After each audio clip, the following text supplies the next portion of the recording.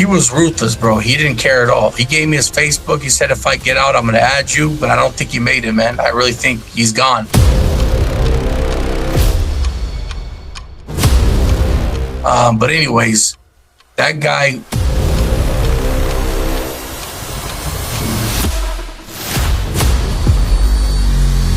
He did a stabbing just like right there. I'm talking about while we're eating. So we're eating out there.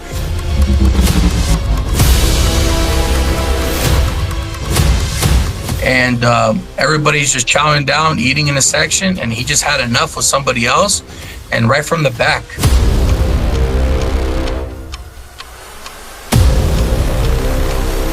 He hit him, boom, 2 times straight to the back of the neck. I'm watching this. I'm like, is this really happening right now? It's like a movie. Boom, 2 times to the back. Grabs him by his hair, just slices him on his neck, and the guy falls down.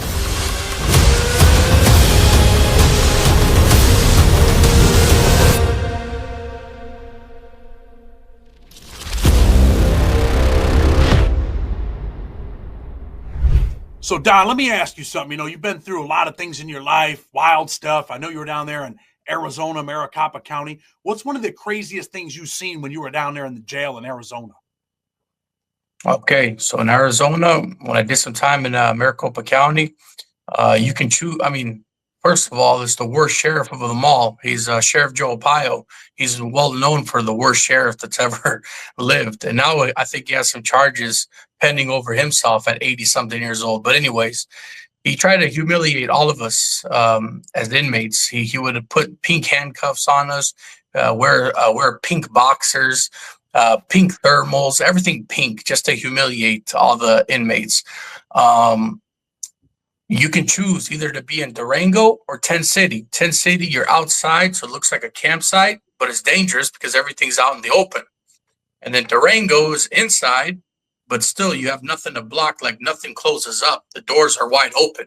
So we had a guy stay up, like there's two beds on each side. So 4 people in that room. So one person would stay up all night to watch if anybody would enter the room. One person would stay up and the rest would sleep. And that's how we took turns. So if you're talking about like the worst thing that I've seen, just straight to it, would have to be, well, when I first got in there, I had to go to the woods, although I hung out with a bunch of Mexicans in Arizona. They were kind of my day ones. But I had to go to the woods, and the shot caller was a biker, and he made me his torpedo, which just means a guy who goes and collects stuff, right, for him. Basically, it just does stuff that he wants. Go collect my 2 items, go collect 4 items, anything like that. If the guy doesn't want to give up the items, let's go to the bathroom, we bang it out. So everybody else in there, the woods, most of them were kind of, in Arizona, I don't know other places, but in Arizona, a lot of the woods were kind of just methed out and just like most of them are on heroin. Just, they're not up to fight, man. They look like they're about to die standing up. So there wasn't a lot of potential over there. So when the guy seen me being a bigger guy, played football, whatnot, he said, you know what, man, be my torpedo and hold it down for me. I said, okay. So anyways, we had a person who arrived into Durango on B7, I think it was, B7 that was at. And he didn't want to give up his paperwork. Everybody was asking for paperwork. Everybody was trying to see what he was about. He didn't want to give it up. Later on, he was a Paisa. So that's a Mexican born in Mexico. And then a Chicano is a Mexican born in America. So the Paisas were like, we're going to take care of this. Don't worry about it. So it was over a month. The guy didn't want to give up his paperwork. But finally, there's ways to get paperwork. They got it. So the shot caller over there looked at it and told our shot caller that this guy's got to go within 24 hours. So I was curious, being first time going in there. I was like, what's this about? Like, what does this guy do? And then the guy said something that no man should be in here for. And I don't know why. Can you hear me? Yeah. Okay. Yeah, he's like, no man should be in here for that kind of stuff. I don't know why he's in here right now. But anyways, I was like, whatever. So I got curious. I asked him, and I guess what he was in there for, his charges were assaulting women and kids after he brought them across the border. He was a coyote. He would get them across, take their money, and then after that, he would just, do his nasty little thing, and then take him to Phoenix, Arizona, and then dump him over there. So, anyways, he was a pedo, of course. They figured that out. He had bad paperwork. He brought over 40 something people across the tunnels. He used the tunnels to go underneath. So, anyways, after that, he knew like he had to try to get out there to try to do something because he knew that the shot caller was not gonna tolerate the bullshit that he went through. So, anyways, he goes to bed that night. I knew something was gonna happen, so I stay up. I stay alert. I tell everybody, "You go to sleep. I'll stay alert. I'll make sure nobody goes inside because it doesn't close. Nothing closes in Durango. It's wide open." And then I just see two men. They're covered up. They put their blankets over their heads, so I guess the video cameras wouldn't see. And they just keep They're creeping by. And I guess as they're creeping by over, they're going to the next cell, the cell that he's at, and which is literally like two cells from me, so you can hear everything.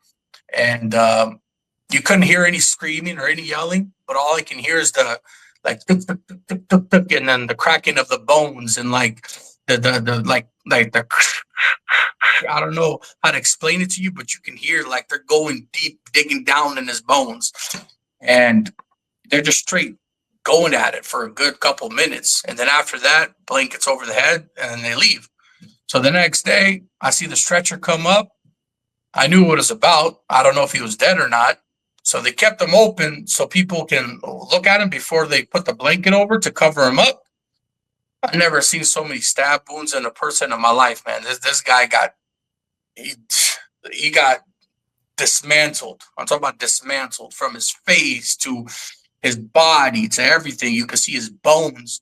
You can see straight into his bones and just leaking blood everywhere. It was a murder scene, like a just straight murder scene. And that's what happened. They took care of it within 24 hours. And after that, I was like, you know what, man, I got to try to get out of here somehow. This place is crazy. They're serious about their business. And most of the people that were in there were serious cartel members, but they're not allowed to tell you. They're part of La M. They were part of like people close to probably El Chapo. Like they didn't care. They would cross over. They would do their thing. They would get caught, and they'll be like, "I'll do 18 months. I'll do like you could say 2 years, 3 years." They get deported, and they come back through the tunnel. Same thing. I had one guy in there was deported 12 times. He got deported, came back. But my situation's different because everybody, when they get deported, or like most people, they do crime, they get let go. I got deported. If I went to Mexico, it would have been easier. I would have came back. I'm going to stop you for a minute. I'm going to stop you. I'm going to ask you something, though. You talked about the woods. As soon as you get there, they make you their torpedo. I mean, are they paying you? Are they looking out for you? Or are you just like, all right, I'll just be your torpedo? No.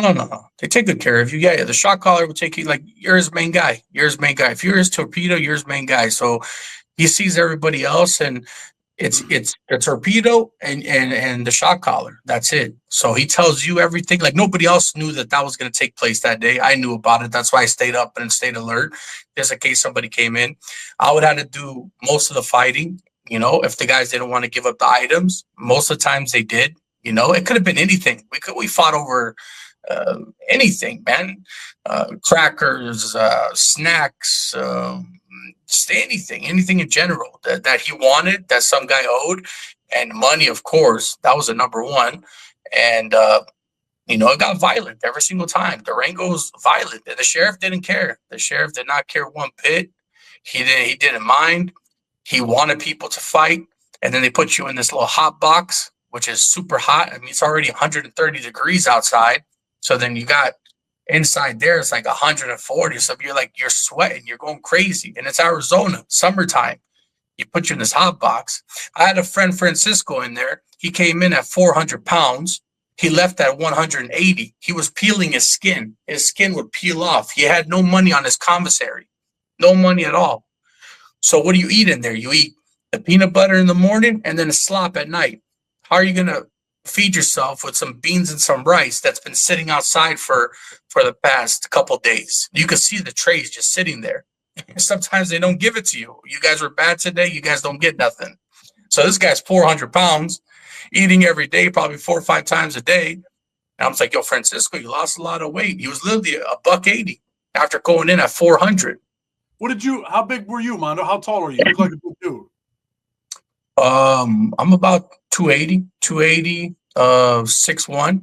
But back then, I mean, now I stopped playing football and all, and I did a little bit of cage fighting, wanted to be a UFC fighter, but they get paid nothing. So I said, forget about this. So anyways, football was my thing. My dad told me, either become a football player or work at the pizza shop your whole life. That's it. You got two choices. So that's where I was at with my situation. So because of my size, let me ask you this. Growing up, you pretty much grew up in Arizona. What was it like growing up there before you end up in jail? Growing up in Arizona was nice, man. Had a great time. Like, I really got into no trouble at all. No situation. I had probably the hottest girl in high school. I think so. I mean, everybody else wanted her.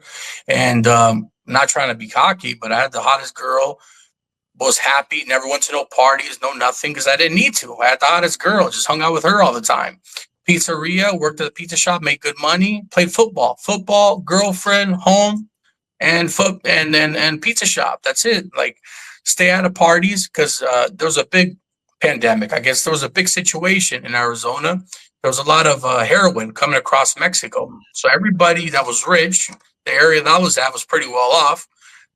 There's a lot of heroin going around. So when I went to these parties, they weren't fun. Everybody was just sleeping on one and on another. Another guy was sleeping on another guy's lap. Another guy was sleeping on the floor. I was like, what kind of party is this? This is what you guys do for fun? I was like, no, man, I'm not going to this. This is bullshit. This is not even exciting, because they got big into that. They got big into the heroin.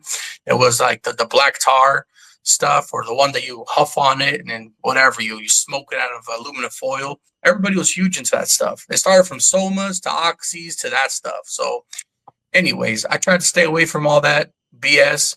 And but after what happened to my family, and after what happened with the whole situation to them, after they got deported, I didn't care after that, man. After I lost my family, I was like, not losing them, but they're not with me every day.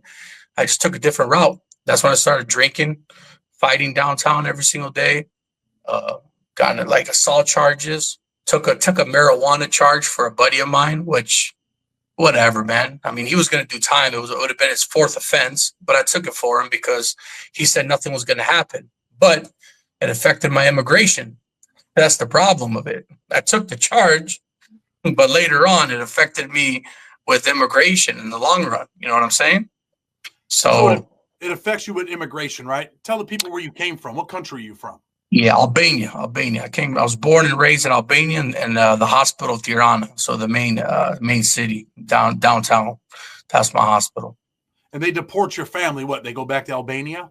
Yeah, they caught him with fraudulent documents, but back then was a communist time, so they really didn't know if the documents were real or not. But they just said whatever, they're fraudulent. So since then, my dad paid. So be careful, everybody, especially with this whole Donald Trump and everybody getting deported and mass deportation. Make sure you choose the right lawyers, because there's a lot of messed up lawyers out there. I think 80% of them are all messed up. We went through over 15, 20 lawyers, and my dad's paid over at least $200,000. Worked every day like a dog and paid these lawyers, and they didn't do nothing. One of them took the money, went to New York, said that my mom is on her deathbed, and then we see on his social media, he's out there having fun with his wife at a restaurant. We caught him in the pictures. We showed the pictures to him. Took 40 grand to go on vacation. So be careful on which lawyers you choose. It's a whole bunch of scam. That's their biggest scam, the immigration lawyers. But so you end up eventually getting deported over taking that marijuana charge for your homeboy. You didn't know those consequences were for you, right? Exactly, man. He said, I appreciate it. I said, cool, but the guy has never contacted me ever since to even say thank you. So whatever, because I didn't see him after that. After they took, like, my family got deported first, and then after that, they were trying to wait for me because I was young. I came when I was 5 years old. You know what I mean? So they didn't know what they were going to do with me. So they were like, maybe deport him, maybe not. Like, we'll see, because the whole Obama thing was coming out. Like, if you came to the country when you were young, they keep you, whatever. So they didn't know my situation, so they let me stay. As soon as I took that thing, Then they gave me the 10-year ban, and then I got sent to. I did time. I went to not Florence. Florence is a detention center, but it's Pinal County. So I was at Pinal County, where I did 4 or 5 months, and I was just waiting for my plane to go home. But Pinal County, I saw the craziest thing. I saw every refugee was over there. You know, you got Russian mobsters, you got trying to get deported back home, you got Italian mobsters trying to get deported back home, Mexican mobsters trying to get back home. Everybody, serious people, you know, which I didn't know it was like that at first. I thought it was let's fight in the shower. These guys were on a different mission. You know what I'm saying? So what were some of the things that you've seen actually done over there?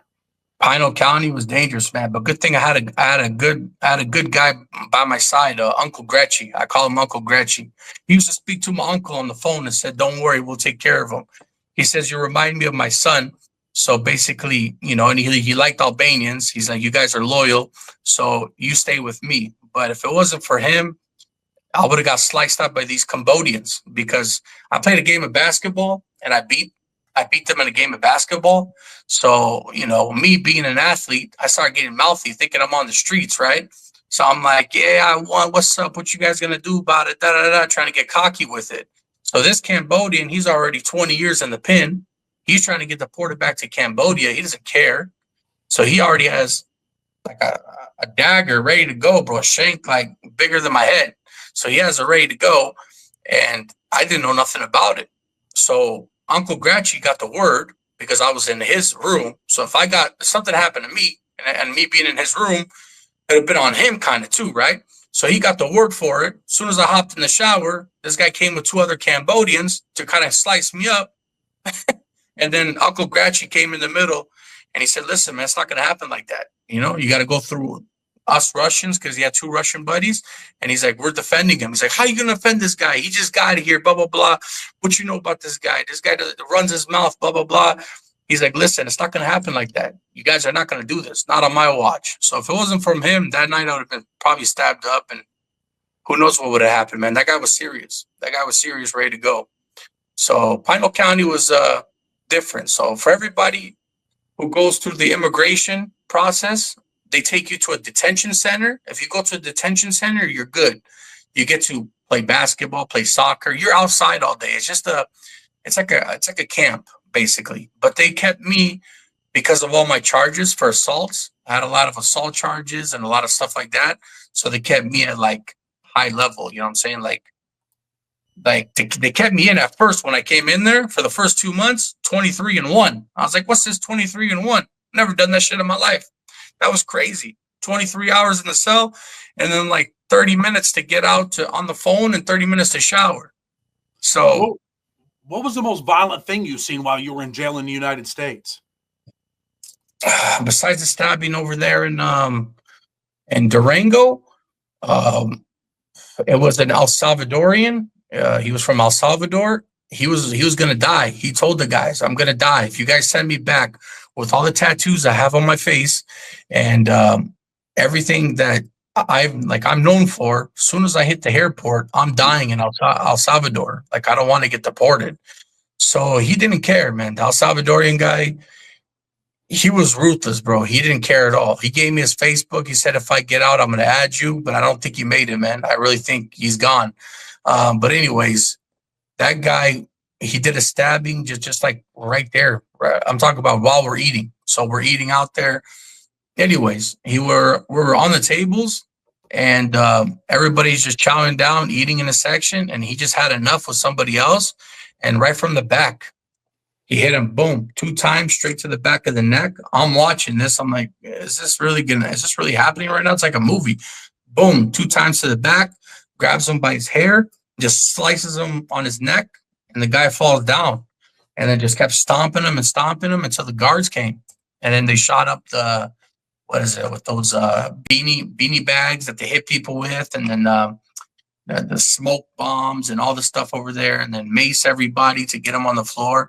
But that was it, man. It was like straight up on sight. The guy just walked up, boom, boom, boom, boom, right to the back of his neck, and grabbed him by his hair, sliced his throat. That's it. Left him on his own blood while eating.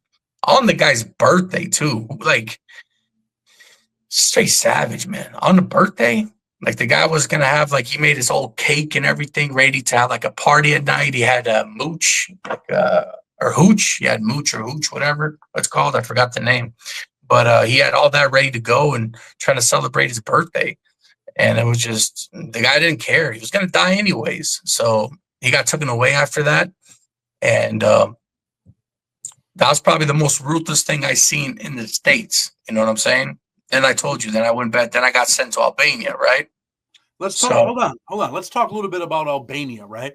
You get sent back to a country that you haven't been in since you were 5 years old, right? 5 years old. Yep. Grew up in the United States. The government's telling you, hey, look, you're going back to your country. Are you a little bit nervous? Like, holy shit, I'm going to Albania?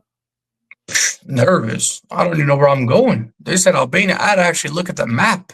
I had to look at the map. I was like, where's this country? He's like, this is the place you were born.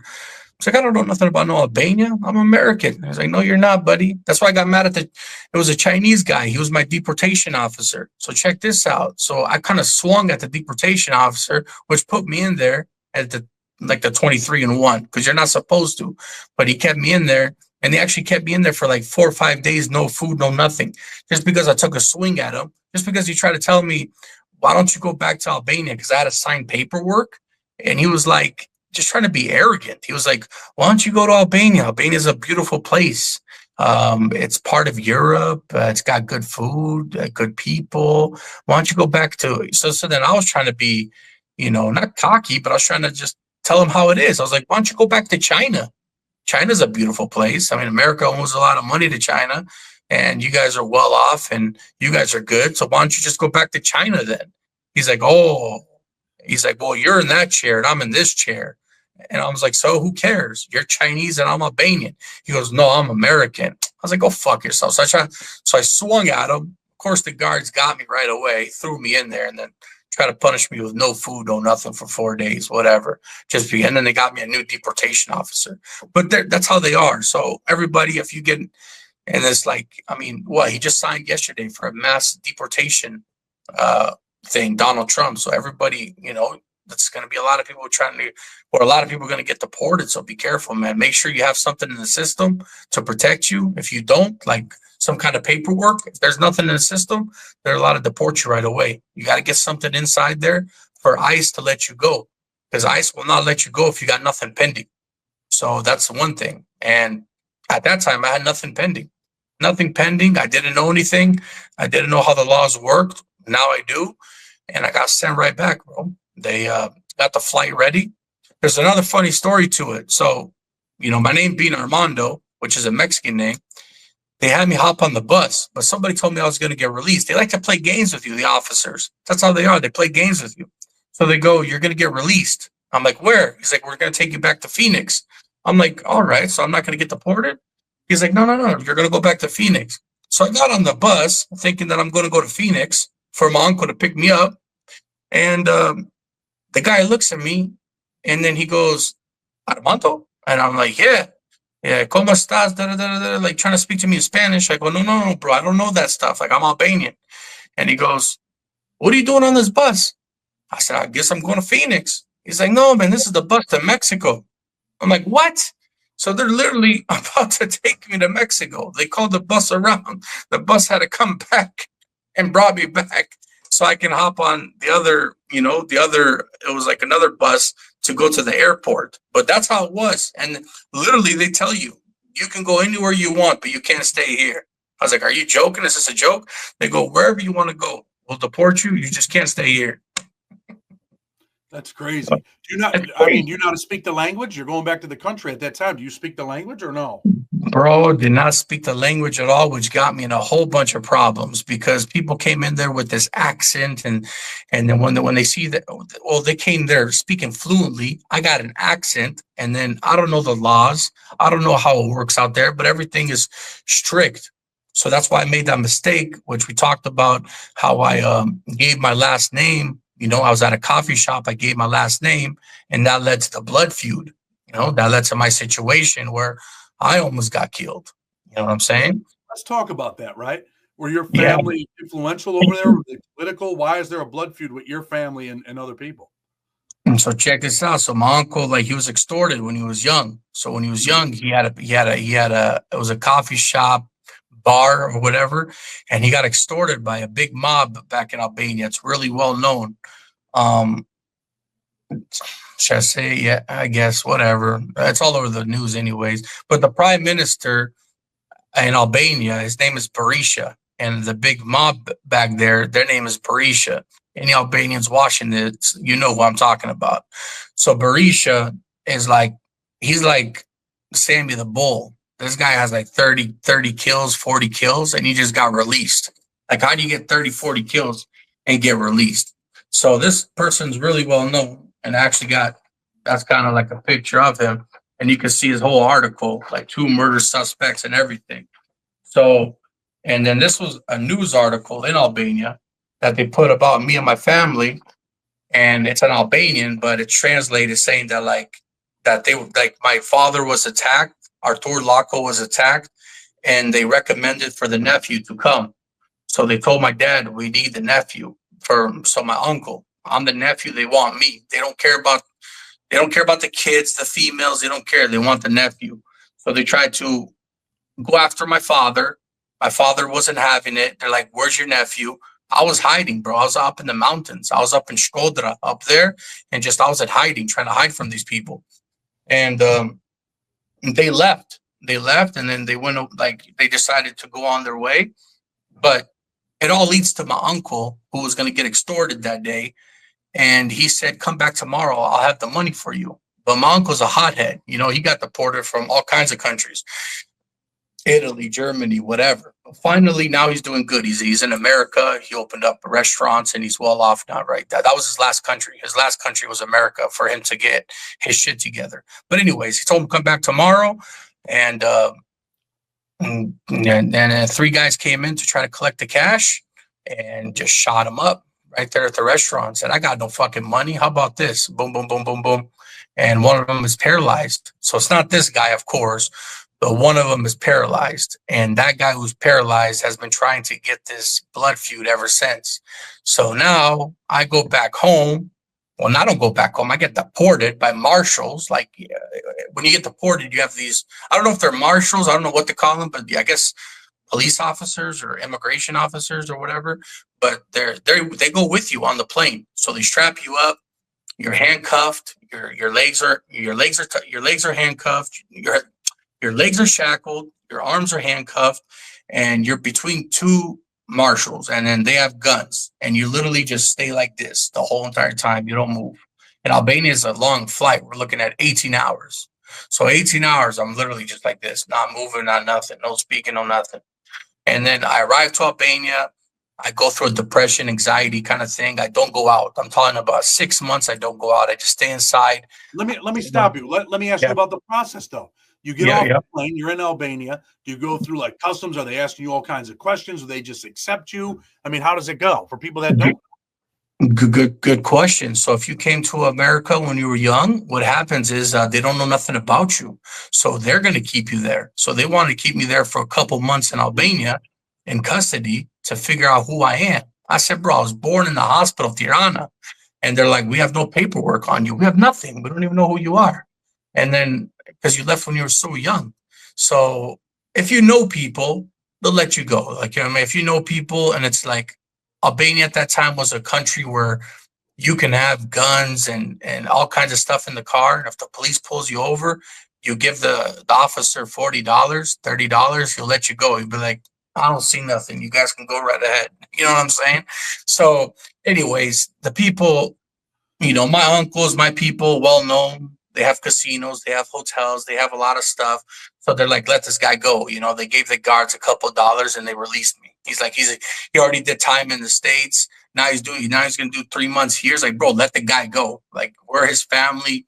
He's Albanian. So anyways, they let me go. But for other people, you got to go through a process. Like the El Salvadorian, he had to go through a process. Once he got released, they probably killed him because of his tattoos. It works different for everybody else. So if you got nobody to back you up and you're going to go there and you have no family at all, they're going to keep you in there until they figure out who you are as a person.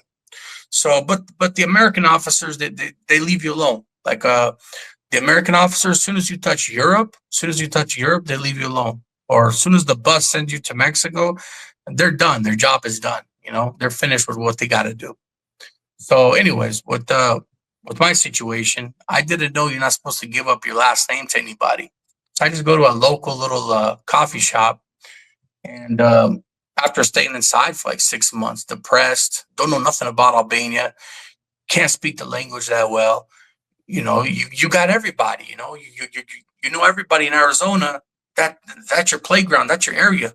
Now you go to this new area that you have nothing about. And just looks like a safari, like a straight safari, like you're in the jungle. You're like, what's going on here? You see strange people, you see people that you don't trust. Everybody's got that. Albania is a beautiful place. Don't get me wrong. A lot of Albanians might get mad at me. I'm not talking about the place. If you got money and you know people, you're gonna have a great time and whatever, But if you're gonna get deported there, and after living so long in America and not knowing nothing about it, you're gonna live through hell. So I don't know nothing about this coffee shop. So I go in there, and then they're like, they want to know about you. Albania is like jail. I'll give you like flat out. It's like jail, but you're allowed to be free and have a coffee and walk down the street. But they want to know everything about you, just like jail. Paperwork, everything, who you are. So the guy comes in there, what's your name? Blah, blah, blah, da, da, da. He wants to know everything. I was like, whatever. I'm trying to be nice. So I give him all my information, right? I shouldn't have, but that's what I do. So then I mentioned my dad's last name. He goes, oh, yeah. They have 3 brothers, 3 good brothers. I'm like, yeah, those are my uncles. Like, yeah, good family. Your grandpa was a hardworking man. He worked at the office and blah, blah, blah. So how the hell does this guy know everything? So anyways, I give my mom's last name, and that's the trouble uncle. You know what I'm saying? And then he just looked at me with a huge stare and just like confused and like he's seen a ghost. I'm like, what's the situation here? Anyways, he leaves. Nothing happens for like about a week, but the word got out that the nephew's here. So I'm like, what's going on here, man? And then, so after that, I try to watch myself. I was like, I don't know. I don't like the vibe of this coffee shop. So let me try to go to another coffee shop down the road, right? I was walking down to the other coffee shop. I see 2 guys pull up in a Mercedes, and I was like, what's going on here? They're all dressed up, all in black, and they're trying to, like, they come aggressively trying to, luckily they're not bigger than me. They're smaller. Most Albanians are pretty small, but they're trying to put me in the back of the trunk of the Mercedes Benz. I'm like, what the hell? Is this serious right now? So that's why I got like the stabbing right here. I got cut up. Right here. I got cut up underneath my chin. I got a bunch of war wounds all over my stomach, and one that almost went deep, that if it would have went deeper, it would have hit like some artery or whatever, close to something that would have been severe. That's what the hospital told me. But anyways, they came and they attacked me, and if it wasn't for my size and being bigger at the time and being athletic, I'd have been done. So after that, how many times did they stab you? What was that? I got one here, one in my chin, and four or 5 on my back and on my side. So around 7 times, 7 stabbings.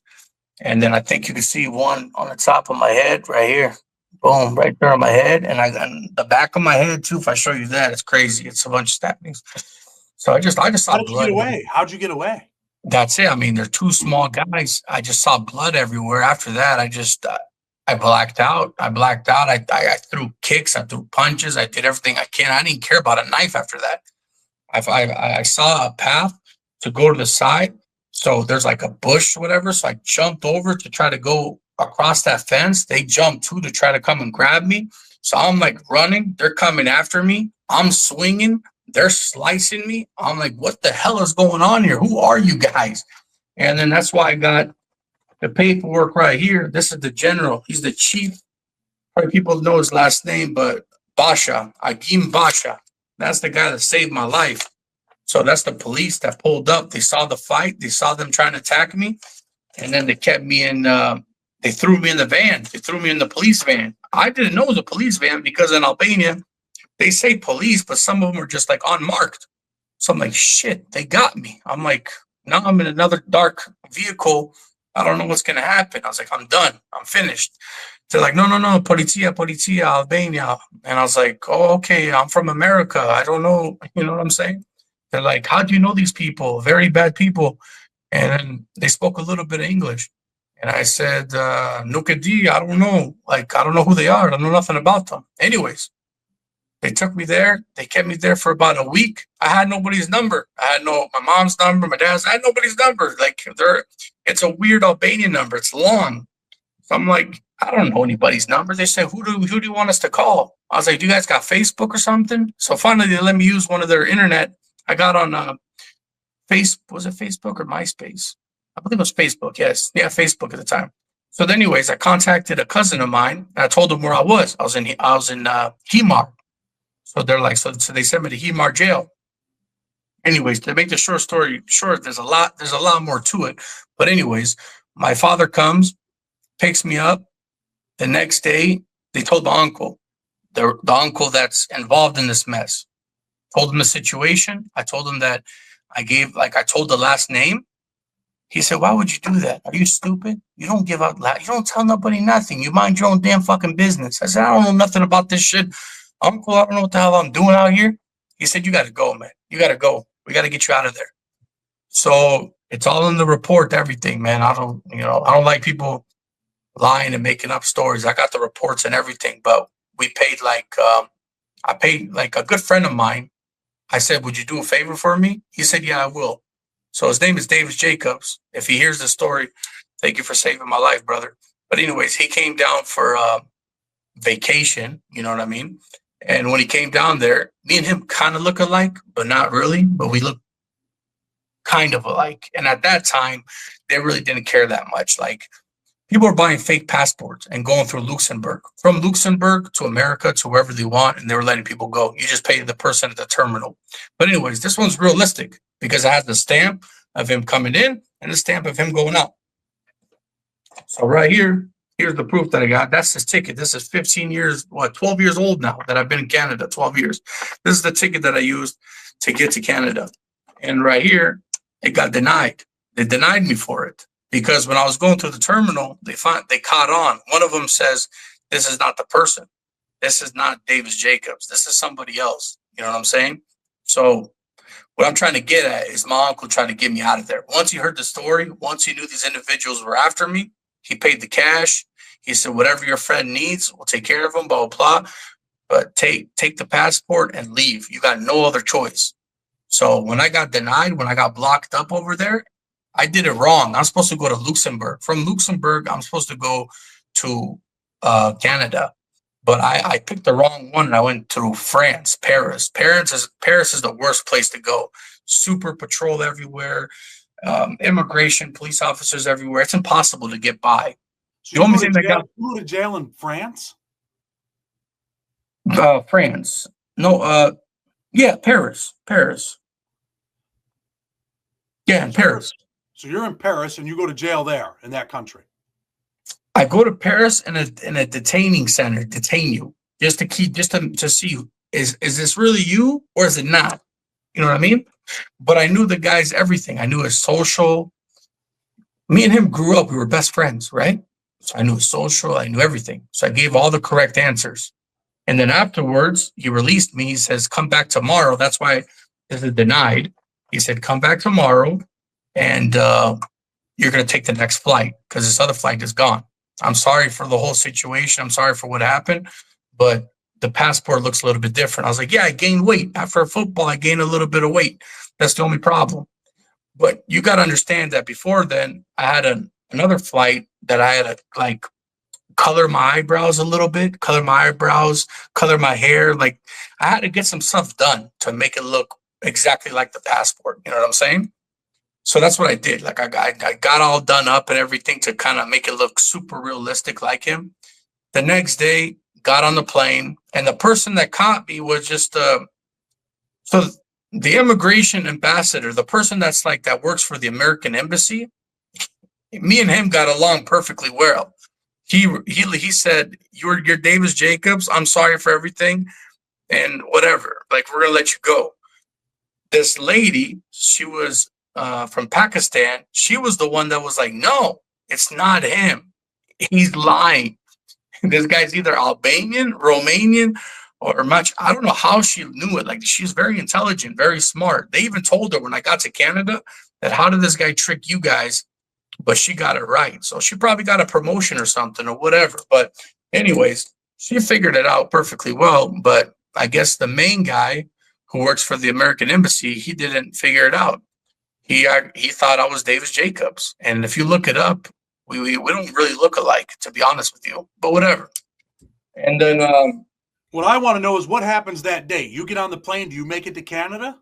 Bro, beautiful. Exactly. As soon as I got on the plane, I was still scared. I was nervous. Of course, you got to be nervous because you don't know what's going to happen. But once the plane flies out, you're good. They're not going to turn the plane around. So my uncle told me, because my uncle's done this 100 times. He's been deported from every country. So he's like, once the plane leaves, you're good. Like, you're good. You're laughing. You can chill. You can hang out. They're not going to turn the plane around. You're just going to have a problem when you go to Canada. And then once you go to Canada, you claim refugee. You tell them your story. If you go back, they're going to kill you. That's it.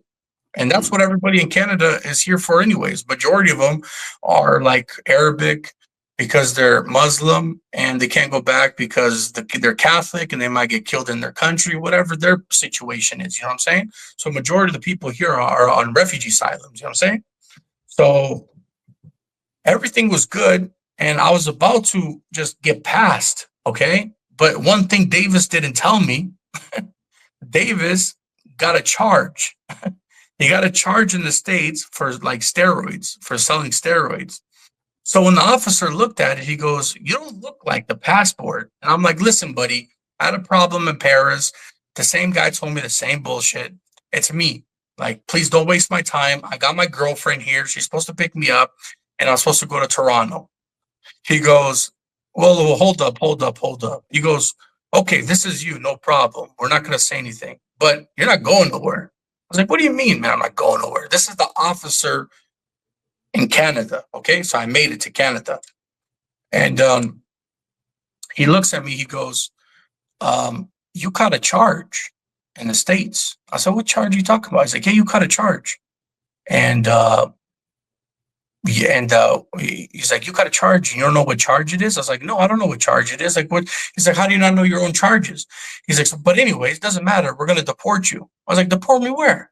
He's like, "We're gonna deport you to your home." And I'm like, "Where?" He's like, "America." So I can't go back because that's called a re-entry. And if you get a re-entry, you can either go to jail or they'll give you a harder sentence. So instead of 10 years, they'll give you 20 years. You know what I'm saying? So every time, if you're planning on re-entering the States illegally, it's not good. They keep going up until they give you a life ban. Once you get a life ban, then you're done. So I had to tell them the truth. I was like, "Listen, I'm not Davis Jacobs. My name is this, and that. I came here because I got a 10-year ban from the States. I was attacked by individuals, and I cannot go back. Like, they're going to kill me, and I'm in danger for my life. Please help me." So they said, "Okay, hold up. What the fuck is going on here? Sit over there." So I sat over there. This is the immigration officer here. She wrote a whole report, like everything that she's seen. She says Davis Jacobs. They paid 20,000. Like, I sent you all this if you want to post it up too, so people don't think it's some bullshit. But $20,000 was paid for the passport. And anyway, she writes her report, and they give you this: a refugee asylum. Boom, right there, Canada on top, refugee asylum, and that's it. After you get this, that means Canada is refugee, but then they seize your passport. So that's the passport that I had. That's my Albanian one. They seize that. So after they seize that, then that's it. Then I stay in Canada and I start my life in Canada. You know, you start a life in Canada. Is your family there too, or just you? Nobody, by myself, solo dolo. So you're in Canada. You got a whole new life now. You've been there 12 years. They don't try to deport you, or I mean, what's your status? Still refugee asylum until they decide to give me my paperwork. And what if they decide they don't want to give you your paperwork and they want to send you back to Albania? Is that possible? With all the proof and everything, if they do that and I get killed in Albania, I think they're reliable for it. I know sometimes They've sent people back and they've gotten killed, and they were liable for it. I think they got sued. Like, they have to make the right decision. But with all the proof that I have, and like some of the stuff I can't even show you because they have it seized. But they have pictures of like the hotels being blown up. Like my cousin's hotel got blown up. His car got blown up by the same individuals. Like, there's a lot of facts. Like, my uncle's got paperwork this big. Seems like your family's got big money though. My uncle's doing well. My uncle's doing well. And so we got enough for, like, we pay lawyers. We take care of her. Like, not doing bad. Especially I got a pizza shop and a coffee shop.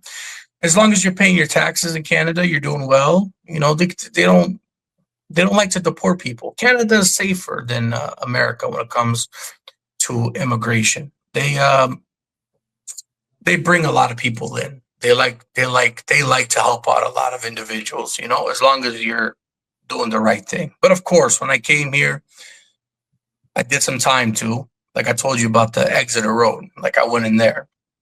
So you did time in Canada too. What do you get arrested for in Canada? Yeah. A bunch of fucking. That's what I'm saying, man. Every country, something happens, and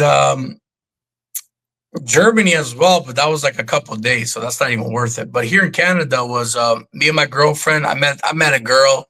We went out to the nightclub. Some guys kept grabbing on her. I'm a new face in the city, right? New face in the city. Don't know too many people, but have some friends or whatever. And I go outside to try to defend her. There's 3 people. I swing like this like pipe that I have in the back of my car, and I'm trying to attack them with the pipe because there's 3 of them. I'm thinking it's self-defense, but Canada's totally different. Canada is a peaceful country. They don't want no craziness, right? They don't want none of that stuff. They're not about that. So when they see me swinging the pipe and I connect on one of the guys, he falls to the ground. But I'm thinking 3-on-1, this is self-defense, right? In the States, you're good. Like I said, in the States, like, you're good. Like, I'm trying to defend this woman. She did help me out, though. She came over there and told me that he helped me out. But I still stayed in 3 months because you take it to trial. Like, everything in Canada goes to trial. They like taking everything to trial. In the States, it's not like that. If it's a serious charge, you go to trial. If it's not so serious, they'll let it go. But here, they love trials because that's how they make their money. They make a lot of money off trials. So they take everything to trial. Bro, they'll take a DUI to trial. They'll take anything to trial. They don't care, So you go to trial. What happens? No, that after that, I take it to trial, but I stayed 3 months in there. So the 3 months that I was in there, I think I showed you the newspaper, but it's all over the newspaper article. Just type in Bam Bam. Bam Bam was a good friend of mine. We used to hang out all the time. But here's how the difference between the American, that's why I have a YouTube channel as well. And I like to compare, I do like the differences between America to Canada, the jails and everything that they have, right? So anyways, here it's different. There's no woods, there's no Chicanos, there's no Paisas, there's nothing like that. You got the natives, and the natives kind of run the jail. The natives are really strong out here because the natives are like close by. It's not like the States where the natives are far. Like, you drive 2-3 hours. They got their reservations like 30 minutes away. They can rob your car, take your truck, go to the res, and you can't even do nothing about it. The police can't even go to them.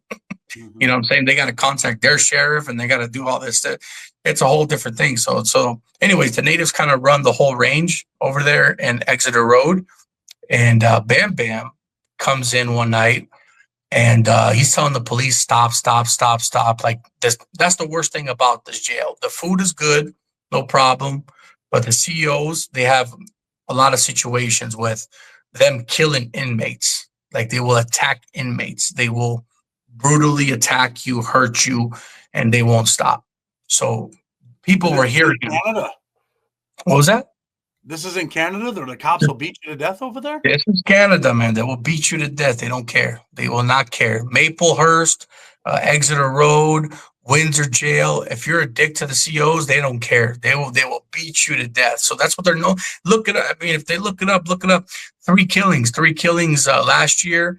4 killings the other year after that. And then they just say that it was, the guy was intoxicated. That's why, or he was on drugs. That's why he died. No, we heard it. The guy was saying, please stop. Like, Like he was just yelling, "Please stop!" And they kept smashing him and hitting him, kicking him, and took him like what 3, 4 guards going in there to beat the guy to death. So they beat him to death. You know, all respect to the family. You know, I'm saying, peace and love to Bam Bam and everybody, because he was a well-known guy here. I guess his brother, I don't want to say it, his brother's a very well-known person and a very good biker, if you want to call it. He likes to ride bikes. So if you look it up on the news, about 3,000 bikers showed up and blocked that whole jail up. They were doing all kinds of stuff, showing their ass to the, like putting their ass right on the windows of the jail so all the guards can see it. They were whipping out their thing.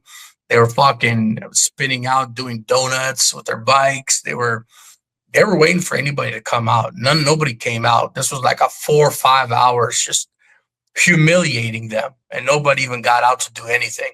So they were mad, man. I see guys from Ireland. They showed up from Germany, from Europe, from Montreal. So Canada might seem like a place that's not so dangerous, but there's no RICO law here. There's no RICO. So everything, not a lot of stuff are on the news. America puts everything on the news. Here, they do stuff, but it's all low key. Like they do it, it's low key, and that's it. You got to be here to understand what's going on here. I mean, with no RICO law, people are not doing those crazy numbers that they're doing in the States. 100, 200, you know what I'm saying? You know about the numbers. No RICO law, they have nothing to prove. So they'll just give you, what, murder is like 10 years. Good behavior, if you're nice, you're getting out in 6 or 7. So, Manu, you end up doing that little bit of time. Do you get arrested again in Canada, or is that the only time? There's another time for an assault, and that was in Maplehurst, and that's a Jamaican-run jail in Toronto, and that was just lockup for like. After that, after those 2 times, I said, dude, this is enough. Like, this is your only country. Like, but if you catch something serious, they'll deport you, right? So I said, you got to stop all this bullshit, man. You got to stop this. And, one day I had a bad situation. I drank alcohol too much, man. I was an alcoholic after my family got deported. That's what ruined my life, seeing my family deported and seeing my family split up. So anyways, what stopped everything, to keep it short, is I went to a house to try to defend a girl, but I guess it was a setup by some guys out there in Toronto. And I got pictures, man. They beat me up pretty violently. I don't know my place. It's not Arizona. If it's Arizona, I got my people ready to go. But this is not Arizona. This is, I don't know anybody out here like that. I just know just normal workers, businessmen, those type of people. They don't get involved in this kind of shit. I don't know why I went to that house that day, but I'm glad I did, man. I went to that house that day. They beat me up pretty bad, man. They stripped me down. No joke. They put a fucking 12 gauge right to my head. And luckily, one of the girls was like, don't do it. Please don't do it. Like, I don't want police and this. And the guy just got out of jail. These guys were crazy. I mean, they were all on meth. Like, they'll do anything. They're all on meth, all of them. So they beat me up pretty bad. And after that, I made it. Like, the door was pretty much open. I had to shove a guy, push a guy.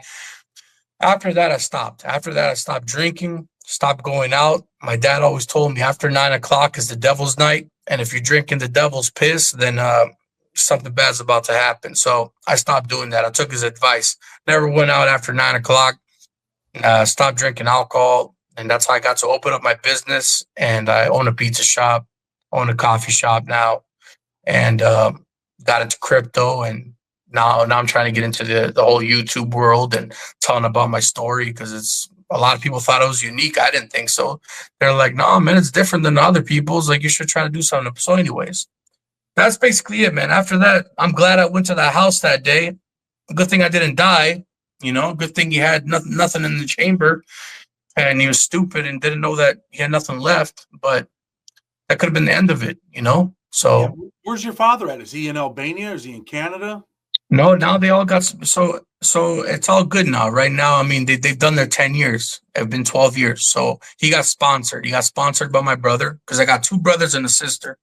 All of them are United States citizens, every single one of them, because they were born in America, right? So I'm the lucky one, the one that was born in Albania. So so my brother got my dad uh, sponsored him. So he got sponsored. My mom got sponsored, and they're all living out there in Arizona. Everybody's out in Arizona. Is your mom? I thought you said your mother passed away. No, bro. Oh, I thought you told me that before. Okay. No. This is maybe when I told you when I was a little kid, our car got shot up because of the feud. But I don't want to talk about that. That's longer. But they shot up the car when I was 5 years old, and the bullet almost hit my head because they wanted to get revenge on my uncle. They wanted to get revenge on my uncle, and what they did, these guys, they're crazy, man. I'm telling you, they kidnapped my mom. So what my uncle did to get revenge was kidnap their mother. So they did an exchange to get that all squashed out. That was their So let me ask you the question that everybody wants to know because they're listening. I mean, obviously, was your uncle at one time part of like the Albanian mob? Was there? I mean, it wasn't. I mean, they're not just out shooting each other and shooting up cars for no reason. Brother, to be honest with you, no, you don't have to be part of the Albanian mob. I mean, when they went to Germany, they had their own little clique to keep them protected, but you don't have to be in a mob. These guys are a mob. The people I'm talking about, they're known to be a mob, to run the country, and they probably still do run a lot of countries out in Europe and probably in London or whatever. They do whatever they got to do, or maybe they're out of the game. I don't know, but since they try to attack me, I don't think they're out of the game. But anyways, no, my uncle's just a hothead. That's it. He's not going to give money to nobody. That's it. That's how he is. If you go right now to his pizza shop, although he's been there for a long time, and you try to extort him and tell him that you got to give me $500 tomorrow, or I'm going to come and blow up your pizza shop, he's going to shoot you. That's how my uncle is. He's always been a hothead. So that's it. He didn't take the threat seriously. He's always known to be aggressive, shooter, loves play with knives, and that's how my uncle is, man. Did jail time all over Germany, Albania, France, all over the places, man. I'm glad he settled down now. Even when he settled down, he beat some guy just because he didn't like his pizza and threw the pizza at his face. He went over there, beat him up, and told his wife it was chicken wing, blood from the chicken wing. It was hilarious. She tried to pick him up and goes, the chicken wings. I dropped the box and the blood from the chicken wings got on me instead of somebody's blood that was actually on it because I was there at the time. So anyways, you don't have to be a mob. Just these guys extort you. Do you want people trying to extort your uncle? He responds, hurts one of their people, and now it's a blood feud forever. That's it, forever, for life. Bro, they had a guy that moved next door neighbor. This is all over the news in New York and Brooklyn. Albanian guy moves next door. This guy had killed his family a while back, one of his members. He figures out the last name. This was the person that killed his relative from back in the day. This was what, 3-4 years ago. It's all over New York. He kills the guy. He learns about it. He knows that it's him. He figures out that it's him, and it's the next door neighbor. That's how God puts things together sometimes. Like, why did I go to the coffee shop and give up my last name? How stupid was that? You know what I'm saying? So, Albania is a small place, man. You know what I'm saying? If they want you, they want you. You know what I'm saying? So that's how it works. So you don't have to be a gangster. You're not going to give somebody money. If I tell you right now, bro, I need 50,000 for this interview right now. Right now, you got to give it to me, or we're gonna have problems. You're probably gonna say "fuck you" and hang up on me, right? But then I'm gonna try to come find you. It's America, so it's different. A lot of people don't do because they're scared. They're scared of jail. But not in Albania. Albania, they get out. They pay $5,000. You get out right away. A couple $100, you get out of the way. So my uncle's there, life is pretty much worthless. Where? Me or my Albania or what? Albania. I mean, if you can get out $5,000, like you can just go out and kill people as long as you got money. Back in the day, they kind of tightened things up a little bit. The new guy that came in there, because Berisha was the guy that was there that kind of fucked everything up, and everybody knows about him. They don't like him, but the new guy, Ramad, fuck man, I forgot his last name, but the new prime minister that's there right now, he's doing a good job. He's doing a good job. He's tightening things up. You can't give cops $20 anymore. You can't do any of that bullshit. So it's totally different. They tighten things up. It's hard to do a family feud thing because people do jail time. He actually puts people to jail and they give them 10, 20 years. They give them like real sentences, So they've strengthened the criminal system a little bit up in Albania to make it more like America and Canada and other places. But so back how in the happy day, were you to finally get out of there when you did get on that plane? Were you happy to be leaving Albania? Like, I'm never coming back here? bro, I'm gonna tell everybody out here. I'm gonna tell everybody like this: all the illegal immigrants are all legal immigrants. If you guys hate America and you're talking shit about America, and for everybody like over here in Canada, we had people look it up. They're saying death, death to Canada. They're singing death, death to Canada, ripping up the Canadian flag. They're burning the Canadian flag, saying death, death to Canada. But their country's a shithole. Like they're dying out there. You know what I'm saying? So I'm telling you right now, once you leave, you wish to come and kiss the floor of the country that you were at. Once I came to Canada, I was happier than ever. And then if I go back to America, I'd kiss the floor of America because trust me, man, everybody loves their country and talks about, oh, I love my country. I don't know why I'm here. Go back to your country. Go for 1 month. Go for 2 months. See what happens. Don't go there for 1 weekend and say how beautiful it is. Go there for a year and then watch you come kiss the American ground. America, Canada, these countries are the best, man. They're beautiful. They keep you safe. They give you shelter. They give you money. They help you support your family. They're the best countries, man. They're gorgeous countries. They're amazing countries. I don't know why people, all the illegal immigrants act like their country's better. Then how come you're not back there? Why? What's the reason for it? You know what I'm saying? I hear you. So listen, man, definitely appreciate you coming on. I'm gonna put a link for your YouTube so people can go check you out. Anything you want to say before we get ready to go?